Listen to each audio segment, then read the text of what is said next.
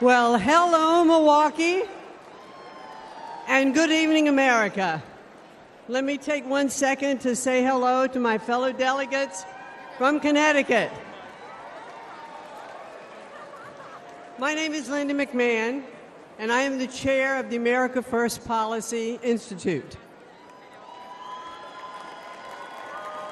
I'm perhaps one of the few people who's been privileged to call Donald Trump a colleague and a boss, but he's also a friend. Let me share a little story that's probably not the typical Donald Trump story. I had a meeting scheduled with him at Mar-a-Lago, and as he welcomed me, his little 4-year-old granddaughter ran up to him. He scooped her up with delight and asked her, "Who's the most beautiful girl in the world?" And she said, "Me." Then he asked, "And who do you love the most in the world?" And she said, "You, Grandpa." And he kissed her on both cheeks. Then she whisked off his hat and mussed his hair. And he smiled with the love that only a grandfather could have given.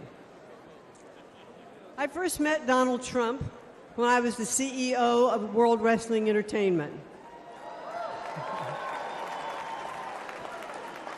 For fun, he became part of some of the most compelling and highest-rated storylines in the company's history. And when he became president, I was honored to serve in his cabinet, running the Small Business Administration. I traveled the country, talking to business owners and job creators. They knew they had a president who understood them and fought for them. He knew that small businesses are the engine of the American economy, and the Trump tax cuts proved to be like rocket fuel for them.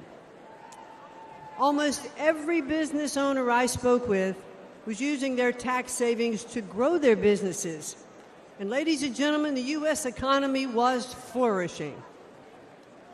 But at no moment during my time in the government was more poignant for me than one that happened in 2018. I traveled with the president to view the destruction which Hurricane Florence had levied on my hometown of New Bern, North Carolina.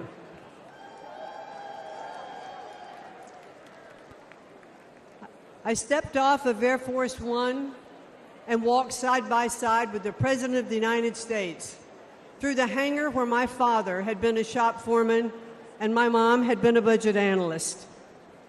I watched Donald Trump walk through neighborhoods of my childhood, comforting those who had suffered such great damages. Because he was a builder, he talked to them about what it would take to rebuild, what kind of materials they should use. And he didn't just show a personal interest, he was one of them. But now Joe Biden and the Democrats want to penalize small businesses again by hiking their taxes.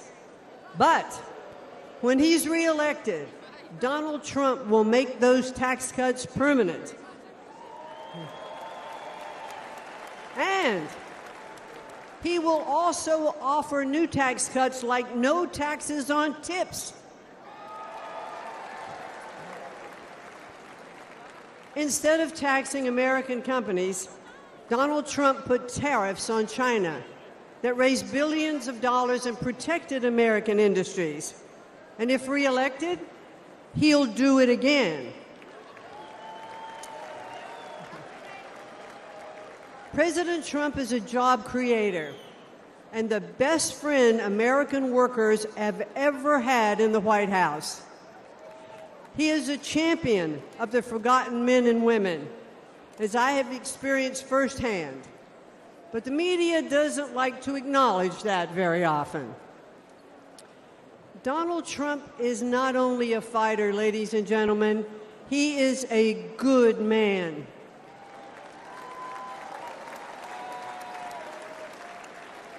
He has the heart of a lion and the soul of a warrior. And I believe that if necessary, he would stand at the gates of hell to defend our country. He loves this country, and he would do anything to defend it and to protect us from all harm. I am confident that he will make America great again. And why? Because he did it before. So I ask all of you here tonight, and those of you who are watching from home, to re-elect Donald J. Trump as the 47th President of the United States. Thank you, and good night. Thanks for watching. Stay updated about breaking news and top stories on the NBC News app or follow us on social media.